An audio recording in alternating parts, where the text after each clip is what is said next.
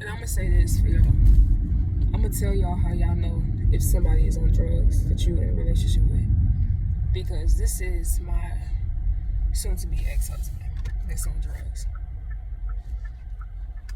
Even if you can't find the drugs in your house, if you can't find them, if they lose, one, I couldn't find Rakeem. I had no idea where he was.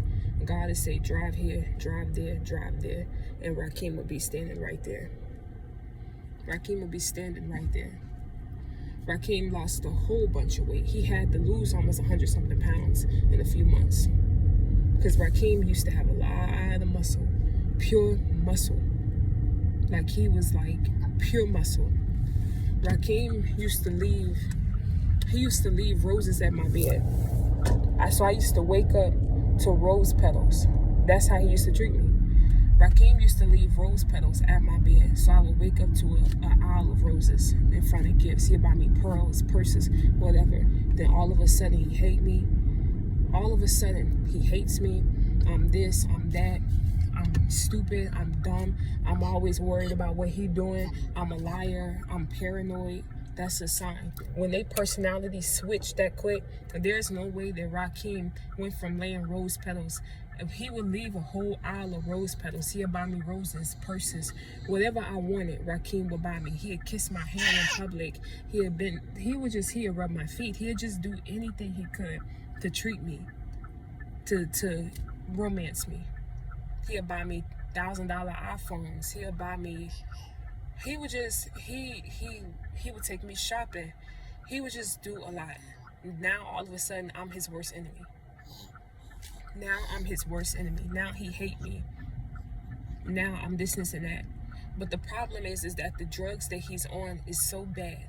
It's so detrimental. Rakeem is a strong man. I have seen Rakeem play punch. He was just playing. He tapped a pole that held the building that he almost snapped it in two. He a strong man. Stop. The drugs are so detrimental. The drugs are so detrimental that he could really hurt me. It ain't like I won't defend myself, you know what I'm saying? But but God won't let him hurt me. I should say that. I'm not scared. I could protect myself, make no doubt about that. It's what he could do. And so because Rakeem was so determined to get his fix, because Rakeem was so determined to get high, he would do anything. He'll rob, he'll steal, he'll do anything, he'll lie. This morning, I believe he came home high. And he tried to play it off. I mean, he cut up.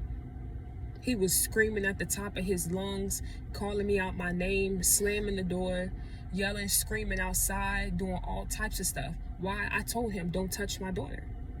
I told him not to touch my daughter. He came home high. He came home high as a kite. High. But what he doing, he ain't on weed. I think he on fentanyl. Because how he was trying to play it cool, and he's built up a resistance to it. He's smoking something. He's built up a resistance to whatever he's on. He's built up a resistance to whatever he's on because he could walk around and look normal.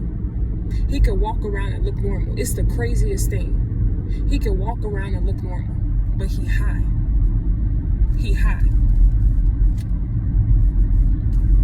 Young ladies, young men, depending on your situation, if God tell you not to marry somebody, don't do it. Fentanyl is an epidemic. And it's plaguing people, and it's plaguing the black houses. I believe with my whole heart that Rakeem is on fentanyl. He's on fentanyl. I believe with my whole heart that Rakeem is on fentanyl. What he did to me in 24 hours, Rakeem is on fentanyl. His ex-wife, April, she's a drug addict. She's on crack cocaine. But what gets me, and I keep saying it, is that they're both pastors. She wants to be in ministerial school. She's a former first lady and he's a former pastor. Drug addicts. So here I am, being a woman of God that I am. I have to be the strong black woman that I am. Take my child and say, come on. God will carry us. Let's go. I have to be a strong black woman. Put my I told my daughter today, God is your dad. God is your father. That's your granddad. We good. Let's go. Because I believe that God is going to carry me through this.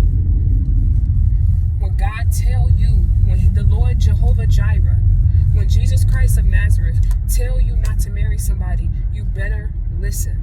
You better listen. God told me not to marry Rakeem. And because I saw in the moment, when I saw in the moment, I saw the accountant. I saw him buying me diamonds. I saw him buying me jewels. I saw him buying me, diamonds. I saw him buying me jewels. I saw him buying me, purses. I saw him buying me all of that. But it was a mutual thing. It was a mutual thing. Yes, Lord. It was a mutual thing. It was a mutual thing, you know what I'm saying? That's what I saw. God saw that 4 years later he'll be hooked on drugs.